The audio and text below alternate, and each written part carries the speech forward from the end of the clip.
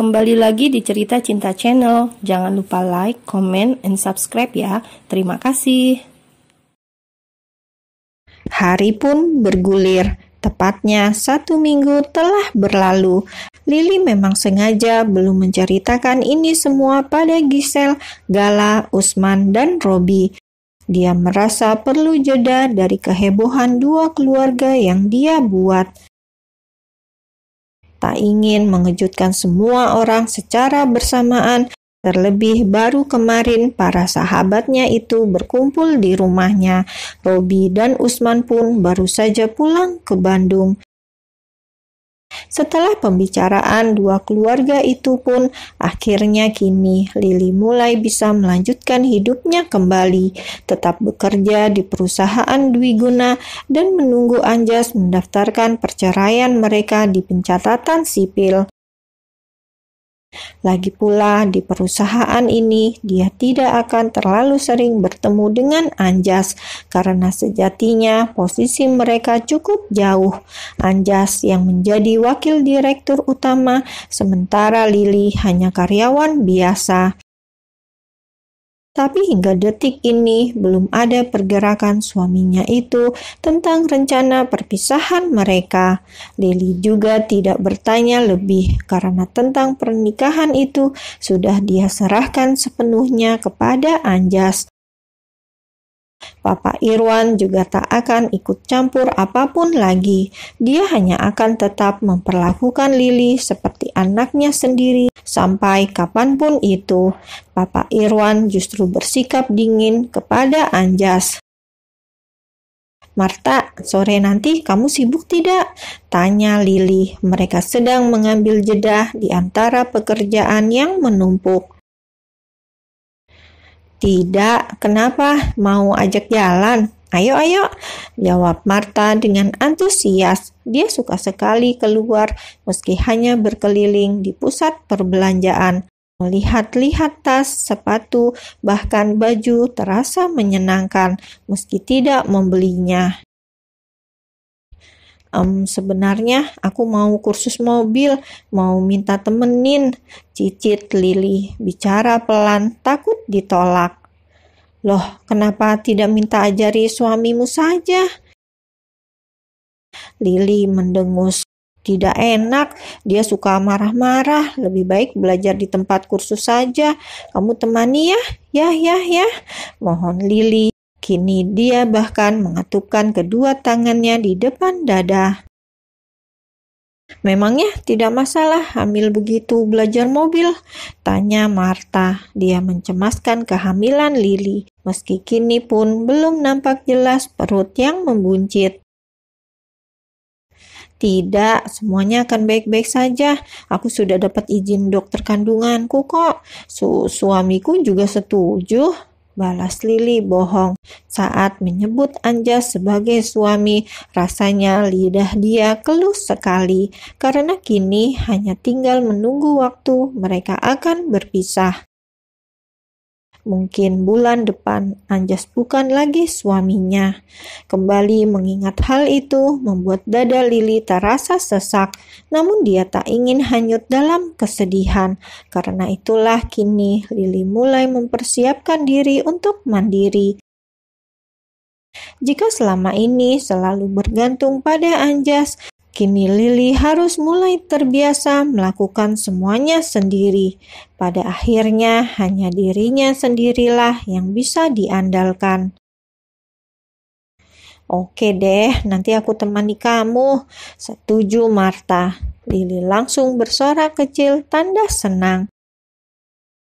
Dan di saat Lily tetap menjalani hari-harinya seperti biasa, Anjas justru terus berkubang dalam masalah yang dia ciptakan sendiri. Benci dengan hari yang terus berganti. Benci pada semua keluarga yang seolah mendorongnya untuk segera mengajukan gugatan cerai itu, dan makin benci saat melihat Lily tak melakukan sedikit pun pergerakan untuk mengajaknya bicara, untuk meminta maaf padanya. Anjas membenci semua itu, hingga membuatnya jadi gampang marah-marah dan menyalahkan semua orang tanpa alasan yang jelas. Bahkan menuntut beberapa karyawan dengan tanggung jawab yang lebih banyak. Perubahan drastis sang wakil direktur utama itu tentu langsung jadi bahan pembicaraan semua karyawan. Ada apa? Kenapa? Apa ada masalah dengan Lily? Dan masih banyak lagi. Di saat seperti ini, Felin merasa hanya dia yang bisa jadi penenang sang atasan.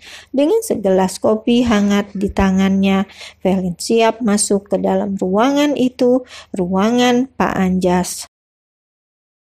"Permisi Pak, saya mengantar kopi hangat milik Anda," ucap Felin ketika dia sudah berdiri tepat di hadapan meja sang atasan. "Apa aku memintamu untuk mengantarkan kopi itu?" tanya Anjas pula, lengkap dengan sorot matanya yang nampak begitu tajam. Felin bahkan sampai menelan ludahnya sendiri dengan kasar ketika melihat tatapan itu. Dia tak menyangka jika berhadapan secara langsung seperti ini terasa begitu mengerikan. Padahal ketika dia membayangkan di luar tadi, semuanya tak semenegangkan ini. "Maaf Pak, biasanya di jam seperti ini Anda selalu meminta saya untuk mengantarkan kopi. Sejak tadi Anda tidak keluar dari ruangan, karena itu saya mengantarkannya langsung." "Jangan lancang," ucap Anjas. Dia bahkan sampai memotong ucapan sang sekretaris. Beberapa hari terakhir, dia merasa Felin sudah terlalu banyak mengambil sikap di luar perintahnya dan itu sungguh membuatnya merasa geram. Sementara Anjas ingin semua orang hanya mematuhi apa yang dia perintahkan. "Maaf Pak, saya hanya merasa iba pada Pak Anjas. Karena itulah saya berusaha untuk membuat Anda tidak semakin tertekan dengan keadaan," jelas Felin pula. Dia bicara dengan wajah yang menunduk. Meski merasa begitu takut, tapi Felin tidak ingin mundur lagi karena sekarang adalah waktu yang tepat untuk dia masuk di antara hubungan Lily dan Pak Anjas. "Apa maksudmu?" tanya Anjas. Dia sungguh tidak memahami kemana arah pembicaraan wanita di hadapannya ini. "Maaf Pak, beberapa minggu lalu saya tidak sengaja mendengar pertengkaran Anda dan Bu Lily. Saya tahu jika anak yang dikandung oleh Bu Lily bukanlah anak Anda," terang Felin secara gamblang. Dan Anjas yang mendengar ucapan itu seketika terdiam karena akhirnya ada salah satu karyawannya yang mengetahui tentang fakta ini. Semakin lama, semua orang pun akan mengetahuinya juga. Mereka tidak akan pernah bisa selamanya menyembunyikan bangkai. "Saya tahu Anda begitu terpukul mengetahui tentang kebenaran tersebut. Harusnya Bu Lily menggugurkan kandungannya dan menjaga nama baik Anda, tapi beliau justru mempertahankan kehamilannya yang tidak jelas," timpal Felin lagi. Setelah mengucapkan kalimat itu, rasanya lega sekali hati dia. Akhirnya apa yang selama ini dia pendam terucap juga. Felin bahkan mulai berani mengangkat wajahnya dan membalas tatapan sang tuan. Melihat raut wajah Pak Anjas yang nampak gamang, Felin ingin Pak Anjas merasa bahwa dia ada di pihaknya, seseorang yang selalu mendukung apapun keputusannya. Harusnya Ibu Lily tidak keras kepala seperti itu, bahkan sampai berani melawan Anda. Jelas-jelas itu adalah anak haram, ucap Felin pula, bicara dengan suara yang begitu lembut dan penuh rasa prihatin. Sungguh Felin ingin Pak Anjas tahu bahwa dia sangat peduli, rela jadi teman berbagi untuk masalah ini. Dan setelah cukup lama diam dan hanya mendengarkan semua ucapan Felin, akhirnya Anjas mengambil pergerakan.